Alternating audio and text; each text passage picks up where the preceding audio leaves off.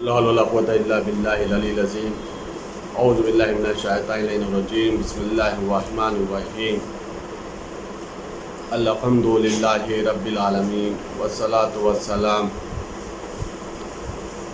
على سيد الأنبياء والمرسلين سيدنا ونبينا وشفيع ذنوبنا حبيب نفوسنا مولانا أبي القاسم محمد وعلى بیتہ الطیبین الطاہرین المعصومین المظلومین المنتخبین المنتجبین اما بعد وقد قال اللہ تبارک و تعالی فی القرآن الکریم بسم اللہ الرحمن الرحیم والعصر ان الانسان لفی خسر الا الذین آمنوا وعملوا الصالحات وتواصوا بالحق وتواصوا بالصبر۔ عزیزان گرامی، محترم سامعین و ناظرین اکرام، آج کی اس درس کے لیے قرآن کریم کا بہت ہی مشہور و معروف چھوٹا سا سورہ جسے سورہ والعصر کہا جاتا ہے، اس کی تلاوت کا شرف حاصل کیا ہے، جس میں خداوند عالم عصر کی قسم کھا کے کہہ رہا ہے کہ انسان خسارے میں ہے، انسان نقصان میں ہے، سوائے وہ لوگ جو ایمان لے آئے اور عمل صالح کیے اور حق کی وصیت کی ہے اور صبر کی وصیت کی۔ میں نے اس سورہ مبارکہ کی تلاوت اس وجہ سے کی چونکہ آج ہمیں شب عید الفطر کے اعمال کو بتانا ہے۔ رمضان مبارک کے ختم ہو جانے کے بعد جو پہلی رات ہے اسے شب عید الفطر کہا جاتا ہے۔ آپ اور فرقوں ادیان کے مقابلے میں اگر دیکھیں تو مذہب امامیہ، فرقہ امامیہ کے اندر ایک بات ملے گی کہ ہم لوگوں کے ہاں ہر خوشی، ہر غم کا تعلق کہیں سے بھی خوشنودی پروردگار اور رضائے پروردگار سے ہٹ کر کے نہیں۔ خوشی کی تاریخ ہوتی ہے تو اس میں بھی اعمال ہوتے ہیں، اور اگر محرم جیسا مہینہ ہو تو اس میں بھی اعمال ہوا کرتے ہیں۔ ہر مہینے کو اگر آپ اٹھا کر کے دیکھ لیں تو ہر مہینوں میں خداوند اللہ کے رسول نے ائمہ اطہار علیہ السلام نے ہم لوگوں کو اعمالوں کی تلقین کی ہے کہ اس مہینے میں یہ اعمال انجام دو، ان تاریخوں میں یہ اعمال انجام دو۔ مثلا 15 شعبان المعظم ہے تو تم ان اعمالوں کو انجام دینا، جبکہ وہ تاریخ بہت بڑی تاریخ ہے خوشی کی، ولادت امام زمانہ علیہ السلام کی تاریخ۔ کہنے کا مطلب اور کہنے کا مقصد یہ ہے کہ اس فرقے کے اندر کوئی بھی خوشی کا موقع ہو، کتنی بھی بڑی عید ہو، ہر عید میں اللہ کے رسول نے، معصومین علیہ السلام نے ہم لوگوں کو اعمال بتائیں، چاہے وہ عید غدیر ہو، عید الفطر ہو، عید الاضحیٰ ہو، عید مباہلہ ہو۔ ہر عید منانا ضرور ہے، لیکن اس عید کے ساتھ ساتھ تمہیں کچھ اعمالوں کو بھی بجا لانا ہے، اور ان اعمالوں کو بجا لانے کے پیچھے ثواب ہے، اجر ہے، جزا ہے، وہ تو اپنی جگہ پر، لیکن یہ اعمال معصومین علیہ السلام نے رکھے اس لیے ہیں تاکہ ہم لوگ ایسا نہ ہو کہ خوشی میں خواہشات نفس کے غلام بن جائیں اور خداوند عالم کو فراموش کر بیٹھیں۔ اس لیے کہ انسان کی فطرت اور نیچر میں ہے کہ جب انسان خوشی بہت زیادہ مل جاتی ہے یا انسان بہت زیادہ خوش ہوتا ہے تو وہ اپنے معبود کو فراموش کر بیٹھتا ہے، پھر اس کی نگاہ میں حلال حلال نہیں ہوتا، حرام حرام نہیں ہوتا، جائز جائز اور ناجائز کی تمیز کو کھو بیٹھتا ہے، ختم کر دیتا ہے۔ اعمال اسی لیے رکھے گئے ہیں تاکہ ان اعمالوں کو جب تم اپنی نگاہوں کے سامنے رکھو گے اور اسے بجا لاؤ گے تب تمہیں سمجھ میں آئے گا کہ تمہیں خوشی ضرور منانی ہے، لیکن اسی حد تک منانی ہے کہ جس کے اندر رضائے پروردگار شامل حال رہے، ایسا نہ ہو کہ خوشی میں اتنا آگے بڑھ جاؤ کہ ناراضگی پروردگار کا سبب بن جائے۔ اسی طریقے سے شب عید الفطر ہے۔ شب عید الفطر ماہ شوال کی پہلی شب، رمضان المبارک ختم اور ماہ شوال کی پہلی شب، اس شب کو لیے بہت سارے اعمال بیان کیے گئے ہیں، اور اس شب کی خود اپنے آپ میں بھی بہت زیادہ فضیلت بیان کی گئی۔ اس کے لیے معصوم نے جو فضیلت بیان کی ہے اس میں ایک روایت یہاں تک ہے کہ شب عید الفطر کے سلسلے سے جو روایت ہے اس میں ایک روایت یہ ہے کہ شب عید الفطر شب قدر سے کم نہیں ہے۔ اب آپ سوچیں ابھی شب قدر گزری ہے، اور شب قدر کے لیے کیا ہے؟ خیر من الف شہر، یہ ایک رات 1000 مہینوں سے افضل اور بہتر قرار دی گئی۔ معصوم کیا فرما رہے ہیں؟ شب عید الفطر جو ہے وہ شب قدر سے کم نہیں ہے۔ اس رات میں تمہیں شب داری کرنی چاہیے، اس رات میں تمہیں توبہ کرنا چاہیے، اس رات میں استغفار کرنا چاہیے، اس رات میں اپنے آپ کو ممکن ہو سکے تو مسجد میں گزارے۔ یہ تاکید کیا ہے معصومین علیہ السلام کہ اس شب کو خالی نہ جانے دو، اس کی فضیلتوں کو درک کرو، اس کے فضیلتوں کو حاصل کرو، اس سے فیضیاب ہو، اور یہ پوری رات شب داری میں گزارو، دعاؤں میں گزارو، مناجات میں گزارو، تسبیحات میں گزارو، تاکہ خداوند عالم کی بارگاہ میں خداوند عالم کی رضا اور خوشنودی کا سبب اور ذریعہ بن سکے۔ یہ تو صرف اور صرف ایک فضیلت کو بیان کیا ہے کہ شب قدر سے کم اس کی اہمیت نہیں بتائی گئی۔ اس تاریخ میں تمہیں کرنا کیا ہے؟ اس کے لیے معصوم یہ فرماتے یہ ہیں کہ تمہیں چاہیے کہ غسل کرو غروب آفتاب کے بعد۔ جب آفتاب غروب ہو جائے تو تمہیں چاہیے کہ غسل انجام دو، یہ مستحب بھی قرار دیا گیا ہے۔ اور جیسا کہ میں نے ابھی عرض کیا ہے کہ تم یہ پوری رات تسبیح میں، مناجات میں، دعاؤں میں، استغفار میں گزارو، اور ممکن ہو سکے تو مسجد میں قیام کرو، مسجد میں ممکن ہو سکے تو شب داری انجام دو۔ اس کے بعد معصوم فرما رہے ہیں کہ نماز مغرب، نماز عشاء، نماز صبح اور نماز عید کے بعد اس تکبیر کو بجا لیا، مستحب قرار دیا گیا ہے۔ تکبیر کیا ہے؟ اللہ اکبر، اللہ اکبر، لا الہ الا اللہ واللہ اکبر، وللہ الحمد، الحمد للہ علی ما ہدانا ولہ الشکر علی ما اولانا۔ کب اس کو بجا لانا ہے؟ شب عید الفطر کی نماز مغرب کے بعد، نماز عشاء کے بعد، نماز صبح کے بعد، اور روز عید الفطر نماز عید کے بعد اس تکبیر کو بجا لیا۔ اور اس کے بعد دوسرا عمل کہ جب شب عید الفطر میں نماز مغرب تمام ہو جائے اور نافلہ مغرب پڑھ لو، پھر اس کے بعد آسمان کی طرف اپنے ہاتھ کو بلند کرو اور خداوند عالم کی بارگاہ میں اس دعا کو پڑھو، اس دعا کو پیش کرو۔ بسم اللہ الرحمن الرحیم، یا ذا المن والطول، یا ذا الجود، یا مصطفی محمد و ناصرہ، صلی علی محمد و آل محمد، واغفر لی کل ذنب احصیتہ وہو عندک فی کتاب مبین۔ اور اس کے بعد پھر سجدے میں جائے، اور سجدے میں جانے کے بعد 100 مرتبہ اتوب الی اللہ پڑھے۔ جب یہ چیزیں بجا لا چکے تو انسان کو چاہیے کہ اپنی حاجات کو اللہ سے طلب کرے، اللہ سے اپنی دعاؤں کو مانگے۔ انشاءاللہ تعالی معصوم فرما رہے ہیں اس کی خداوند عالم ساری دعاؤں کو قبول فرمائے گا۔ ایک روایت میں یہ بھی ہے کہ جب انسان سجدے سے سر اٹھا لے اس کے بعد پھر سجدے میں جائے، اور سجدے میں جانے کے بعد اس دعا کو پڑھے، یا ذا الحول، یا ذا الطول، یا مصطفی محمد و ناصرہ، صلی علی محمد و آل محمد، واغفر لی کل ذنب اذنبتہ و نسیتہ انا وہو عندک فی کتاب مبین۔ اور اس کے بعد پھر سجدے میں جائے اور 100 مرتبہ اتوب الی اللہ پڑھے۔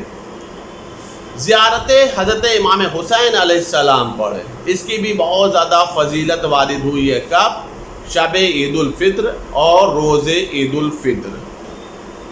اس کے بعد 10 مرتبہ اس دعا کو پڑھے کہ جو شب جمعہ کے لیے تاکید کی گئی ہے۔ 10 مرتبہ عام طور پہ اس دعا کو شب جمعہ میں پڑھا بھی جاتا ہے، بہت زیادہ تاکید کی گئی ہے۔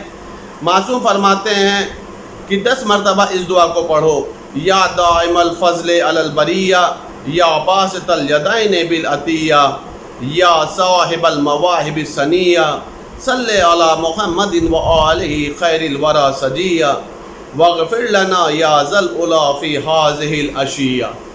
اس کو 10 مرتبہ پڑھنا ہے۔ کب؟ شب عید الفطر میں۔ معصوم فرما رہے ہیں اس کو اگر انسان پڑھے گا تو خداوند عالم اس کی ساری دعاؤں کو قبول کرے گا۔ آپ اگر ایک بات غور کریں تو آپ کو ایک بات سمجھ میں آئے گی۔ رمضان مبارک یوں ہی پوری دعا توبہ کا مہینہ، رمضان مبارک میں ایک ایک آیت، ایک ایک تسبیح پر خداوند عالم اجر عظیم عطا فرماتا ہے۔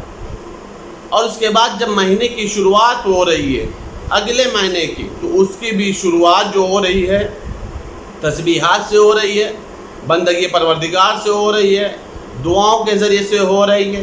یہ کیوں ہوا؟ تاکہ سلسلہ ٹوٹنے نہ پائے۔ اور اس کے پیچھے ایک بہت بڑی باریکی بھی ہے، اور وہ باریکی یہ ہے کہ چونکہ رمضان المبارک میں شیطان مقید ہوتا ہے اور رمضان مبارک کے بعد شیطان آزاد ہو جاتا ہے۔ معصومین علیہ السلام نے پہلی ہی شب رمضان المبارک کے بعد جو عبادت کے لیے ان چیزوں کو، ان اعمالوں کو بیان فرمایا، اس لیے بیان فرمایا ہے کہ جو شیطان آزاد ہو جائے، وہ کسی کے اوپر غالب ہو یا نہ ہو، لیکن ہمارے چاہنے والوں کے اوپر وہ غالب نہ ہونے پائے۔ وہ غالب کیوں نہیں ہوگا؟ چونکہ اس کا سلسلہ بندگی ختم نہیں ہو رہا ہے، سلسلہ دعا ختم نہیں ہو رہا ہے، اپنے معبود سے اس کا رشتہ ٹوٹ نہیں رہا۔ جو رمضان مبارک میں اس نے سلسلے کو قائم کیا تھا، وہ شوال المعظم کی پہلی تاریخ میں پھر سے جڑا ہوا ہے، ابھی اس کا سلسلہ منقطع نہیں ہوا۔ یعنی یہ شیطان کے حربے سے بھی محفوظ رہنے کے لیے یہ عمل بہت ہی زیادہ کارگر ہے اور کارآمد ہے کہ ہمارے اوپر شیطان بعد رمضان مبارک غالب نہ ہونے پائے، ہم شیطان کے شکنجے میں نہ آنے پائیں، ہم شیطان کے فریب میں نہ آنے پائیں، ہم شیطان کے دھوکے میں نہ آنے پائیں۔ اس کے بعد معصوم فرما رہے ہیں کہ 2 رکعت نماز بجا لے آئے، جس میں پہلی رکعت میں 1 مرتبہ حمد، اور ایک روایت میں کہ 1000 مرتبہ، اور ایک روایت میں ہے کہ 100 مرتبہ سورہ توحید کو بجا لے آئے، اور دوسری رکعت میں 1 مرتبہ سورہ توحید کو بجا لے آئے، اور اس کے بعد سلام پڑھے، سلام کے بعد سجدے میں سر رکھے، اور پھر سجدے میں سر رکھنے کے بعد 100 مرتبہ اتوب الی اللہ پڑھے۔ یہ جو میں نے 2 رکعت نماز بتائی ہے، اس 2 رکعت نماز میں 1 مرتبہ سورہ الحمد اور 100 مرتبہ سورہ توحید، یا پھر دوسری رکعت میں نہیں 1 مرتبہ سورہ الحمد اور 100 مرتبہ سورہ توحید، یا دوسری روایت میں بیان کیا گیا ہے کہ 1000 مرتبہ سورہ توحید، اور دوسری رکعت میں 1 مرتبہ سورہ الحمد اور 1 مرتبہ سورہ توحید کو بجا لے آنا ہے۔ اگر انسان 100 مرتبہ بھی سورہ توحید پڑھے گا تو جیسا کہ روایت میں نے بتایا ہے کہ وہ مکمل ہے، وہ کافی ہے۔ یہ 2 رکعت انسان نماز کو بجا لے آئے، اور اس کے بعد 100 مرتبہ سجدے میں جانے کے بعد اتوب الی اللہ پڑھے، اور اس کے بعد پھر پڑھے یا ذا المن والجود، یا ذا المن والطول، یا مصطفی محمد صلی اللہ علیہ وآلہ، صلی علی محمد وآلہ، وافعل بی کذا کذا۔ یہاں پر کذا کذا کی جگہ پر اپنی حاجات کو طلب کریں۔ جہاں پر بھی روایتوں میں، جہاں پر بھی دعاؤں میں لفظ کذا کذا آتا ہے تو وہاں پر کذا کذا کا مفہوم اور مطلب یہ ہوتا ہے کہ یہاں پر آپ اپنی دعائیں مانگیں، اللہ سے اپنی حاجات کو طلب کریں، جتنا بھی ہو اپنے لیے مانگیں، اپنے اہل و عیال کے لیے مانگیں، مومنین اور مومنات کے لیے مانگیں، دنیا میں امن اور سکون کے لیے مانگیں، مظلومین کے لیے مانگیں، ظالمین کے نیست و نابود ہونے کے لیے مانگیں، اللہ کی بارگاہ میں دعا مانگیں۔ معصوم فرما رہے مولا متقیان حضرت علی بن ابی طالب علیہ السلام اس عمل کے بارے میں ارشاد فرماتے ہیں کہ اس خدا کے حق کا واسطہ جس کے قبضہ قدرت میں میری جان ہے. مولا نے اس عمل کے بعد کے لیے اپنے حق کا اور اپنے جان کا واسطہ دیا ہے، اللہ کی قدرت کا واسطہ دیا ہے کہ جس کے قدرت میں علی بن ابی طالب کی جان ہے. مولا فرمائے جو شخص اس نماز کو پڑھے گا، یہ 2 رکعت نماز پڑھے گا، اس عمل کو انجام دے گا، جو بھی حاجت اللہ سے پیش کرے گا، اللہ کی بارگاہ میں رکھے گا، خداوند عالم اس کی تمام حاجتوں کو، تمام دعاؤں کو قبول کرے گا اور اس کے تمام گناہوں کو بخش دے گا، چاہے وہ صحرا کی ریتوں کے برابر کیوں نہ ہو. صحرا کی ریت کے برابر کیوں نہ ہو. عزیزان گرامی، جو صحرا ہوتا ہے، جو ریگستان ہوتا ہے، وہاں پہ جو ریت ہوتی ہے اس کا کوئی اندازہ نہیں لگا سکتا کہ وہ ریت کتنی ہے. اور مولا میرا نور فرما رہے ہیں کہ اس کا پورا گناہ بخش دیا جائے گا. اگر آپ وہی ابھی میں نے جو بات بولی کہ رمضان مبارک کا خط اور شوال کی ابتدا اور اس کے بعد اس عمل کا انجام دینا اور اس عمل کی تاثیر اور اثر یہ ہے کہ ریت کے برابر گناہ بخش دیا جائے گا. تو عزیزان گرامی، سوچنے والی بات ہے اس عمل کو انجام دینے والا اللہ کی نگاہ میں وہ بندہ کتنا محبوب ہوگا. کیوں محبوب ہوگا؟ اس لیے کہ گناہ تو وہ رمضان مبارک میں بخشوا چکا، مغفرت کروا چکا. اب تو اس کے اعمال میں صرف اور صرف حسنات ہیں. اس کے بعد مولا پھر بھی فرما رہا اگر پھر بھی گناہ بخش گیا ہے، تم نے اپنے گناہوں کو نہیں بخشوا پائے ہو، کچھ تمہارے گناہ رہ گئے ہیں، کثیر گناہ رہ گئے ہیں، اتنا جیسے ریگستان میں صحرا میں ریت ہیں، وہ بھی تمہارے گناہ اس چھوٹے سے عمل سے بخش دیے جائیں گے. یعنی انسان ایک دم پاک و پاکیزہ ہو جائے گا، انسان کے نامہ اعمال میں کوئی گناہ نہیں ہوگا. عزیزان گرامی، اس کے علاوہ ایک اور دعا ہے جسے شیخ عباس قمی نے مفاتیح الجنان میں لکھا ہے کہ بعد اعمال اس دعا کو بجا لے آئے. بہت بڑی دعا نہیں ہے، صرف اور صرف 2 صفحے 1.5 صفحے کی دعا ہے.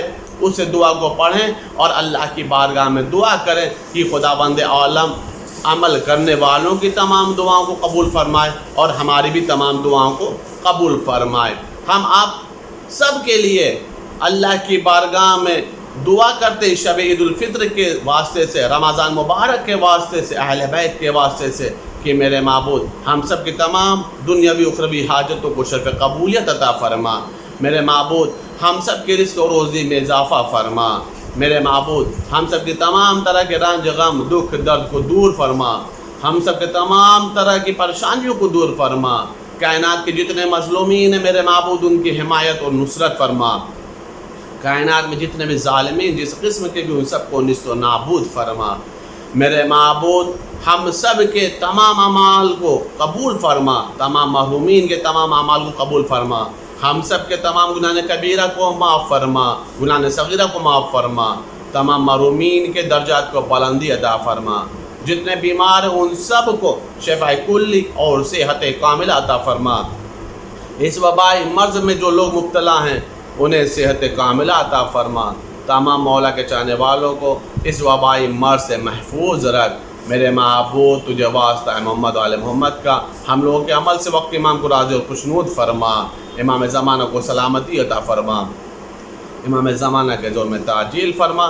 ہم سب کو ان کے اعوان و انصار میں شمار فرما. اللہم تقبل منا انک انت السمیع العلیم بحق محمد وآلہ الطاہرین. بسم اللہ الرحمن الرحیم. اللہم انی افتتح الثناء بحمدک وانت مسدد للصواب بمنک وایقنت انک انت ارحم الراحمین فی موضع العفو والرحمت واشد المعاقبین فی موضع النکال والنقمت واعظم المتجبرین فی موضع الکبریاء والعظمہ. اللہم اذن لی فی دعائک و مسئلتک فاسمع یا سمیع مدحتی و عجب یا رحیم دعوتی واقل یا غفور اسرتی فكم يا إلهي من كربة قد فرجتها وهموم قد كشفتها وأسرة قد أقلتها ورحمة قد نشرتها وحلقة بلاء قد فككتها. الحمد لله الذي لم يتخذ صاحبة ولا ولدا ولم يكن له شريك في الملك ولم يكن له ولي من الذل وكبره تكبيرا. الحمد لله بجميع محامده كلها على جميع نعمه كلها. الحمد لله الذي لا مزات له في ملكه ولا منازع له في أمره. الحمد لله الذي لا شريك له في خلقه ولا شبيه له في عظمته. الحمد لله الفاشي في الخلق أمره وحمده ظاهر بالكرم مجده الباسط بالجود يداه الذي لا تنقص خزائنه ولا تزيده كثرة العطاء إلا جودا وكرمه إنه هو العزيز الوهاب. اللهم إني أسألك قليلا من كثير ما حاجة بي إليه عظيمة وغناك عنه قديم وهو عندي كثير وهو عليك سهل يسير. اللهم إن عفوك عن ذنبي وتجاوزك عن خطيئتي وصفحك عن ظلمي وسترك على قبيح عملي وحلمك عن كثير جرمي عندما كان من خطاي وعمدي أطمعني في أن أسألك ما لا أستوجبه منك الذي رزقتني من رحمتك وأريتني من قدرتك وعرفتني من إجابتك فصرت أدعوك آمنا وأسألك مستانسا لا خائفا ولا وجلا مدلا عليك فيما قصدت فيه إليك. فإن أبطأ أني أتبت بجهلي عليك ولعل الذي أبطأ أني هو خير لعلمك بعاقبة الأمور. فلم أرى مولا كريما أصبر على عبد لئيم منك علي يا رب إنك تدعوني فأولي عنك وتتحبب إلي فأتبغض إليك وتتودد إلي فلا أقبل منك كأن لي التطول عليك. فلم يمنعك ذلك من الرحمة لي والإحسان إلي والتفضل علي بجودك وكرمك. فارحم عبدك الجاهل وجد عليه بفضل إحسانك إنك جواد كريم. الحمد لله مالك الملك مجري الفلك مسخر الرياح فالق الإصباح ديان الدين رب العالمين. الحمد لله على حلمه بعد علمه والحمد لله على عفوه بعد قدرته والحمد لله على طول أناته في غضبه وهو قادر على ما يريد. الحمد لله خالق الخلق باسط الرزق فالق الإصباح ذي الجلال والإكرام والفضل والإنعام الذي بعد فلا يرى وقرب فشهد النجوى. تبارك وتعالى. الحمد لله الذي ليس له منازع يعادله ولا شبيه يشاكله ولا زهير يعازده. قهر بعزته الأعزاء وتواضع لعظمته العظماء فبلغ بقدرته ما يشاء. الحمد لله الذي يجيبني حين أناديه ويستر علي كل عورة وأنا آسيه ويعظم النعمة علي فلا أجازيه. فكم من موهبة هنيئة قد أعطاني وعزيمة مخوفة قد كفاني وبهجة مونقة قد أراني فأثنى عليه حامدا وأذكره مسبحا. الحمد لله الذي لا يهتك حجابه ولا يغلق بابه ولا يرد سائله ولا يخيب عامله. الحمد لله الذي يؤمن الخائفين وينجي الصالحين ويرفع المستضعفين ويزاء المستكبرين ويهلك ملوكا ويستخلف آخرين. والحمد لله قاسم الجبارين مبير الظالمين مدرك الحاربين نقال الظالمين صريخ المستصرخين موضع حاجات الطالبين معتمد المؤمنين. الحمد لله الذي من خشيته ترعد السماء وسكانها وترجف الأرض وأمارها وتموج البحار ومن يسبح في غمراتها. الحمد لله الذي هدانا لهذا وما كنا لنهتدي لولا لولا ان هدانا الله الحمد لله الذي يخلق ولم يخلق ويرزق ولا يرزق ويطعم ولا يطعم ويميت الأحياء ويحيي الموتى وهو حي لا يموت بيده الخير وهو على كل شيء قدير. اللهم صل على محمد عبدك ورسولك وأمينك وصفيك وحبيبك وخيرتك من خلقك وحافظ سرك ومبلغ رسالاتك أفضل وأحسن وأجمل وأكمل وأزكى وأنمى وأطيب وأطهر وأسنى وأكثر ما صليت وباركت وترحمت وتحننت وسلمت على أحد من عبادك وأنبيائك ورسولك وصفوتك وأهل الكرامة عليك من خلقك. اللهم وصل على علي أمير المؤمنين ووصي رسول رب العالمين عبدك ووليك وأخي رسولك وحجتك على خلقك آياتك الكبرى ونبأ العظيم. وصل على الصديقة الطاهرة فاطمة سيدة النساء العالمين. وصل على سبط الرحمة وإمام الهدى الحسن والحسين سيد شباب أهل الجنة. وصل على أئمة المسلمين علي بن الحسين ومحمد بن علي وجعفر بن محمد وموسى بن جعفر وعلي بن موسى ومحمد بن علي وعلي بن محمد والحسن بن علي والخلف الهادي المهدي حججك على عبادك وأمنائك في بلادك صلاة كثيرة دائمة.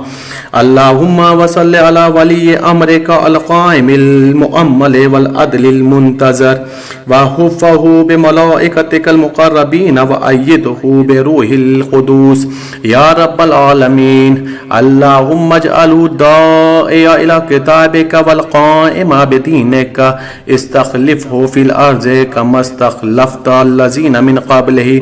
مكن له دينه الذي ارتضيته له أبدله من بعد خوفه أمنا يعبدك لا يشرك بك شيئا. اللهم أعزه وأعزز به وانصره وانتصر به وانصره نصرا عزيزا وافتح له فتحا يسيرا واجعل له من لدنك سلطانا نصيرا. اللهم أظهر به دينك وسنة نبيك حتى لا يستخفي بشيء من الحق مخافة أحد من الخلق. اللهم إنا نرغب إليك في دولة كريمة تعز بها الإسلام وأهله وتذل بها النفاق وأهله وتجعلنا فيها من الدعاة إلى طاعتك والقادة إلى سبيلك وترزقنا بها كرامة الدنيا والآخرة.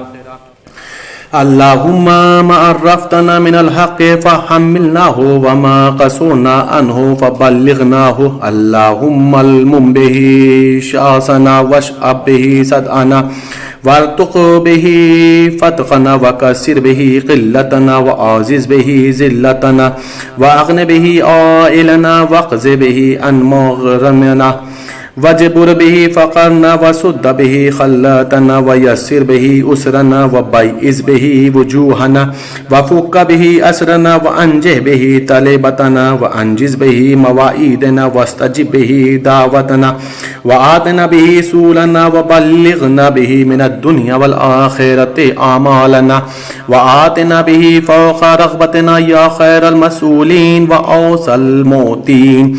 اشف به صدورنا وأذهب به غيظ قلوبنا واهدنا به لما اختلف فيه من الحق بإذنك إنك تهدي من تشاء إلى صراط مستقيم. وانصرنا به على عدوك وعدونا إله الحق آمين. اللهم إنا نشكو إليك فقد نبينا صلواتك عليه وآله وغيبة ولينا وكثرة عدونا وقلة عددنا وشدة الفتن بنا وتظاهر الزمان علينا فصل على محمد وآله وإن على ذلك بفتح منك تؤجله وبزور تكشفه ونصر تعزه وسلطان حق تظهره ورحمة منك تجللناها وعافية منك تلبسونها برحمتك يا أرحم الراحمين. اللهم صل على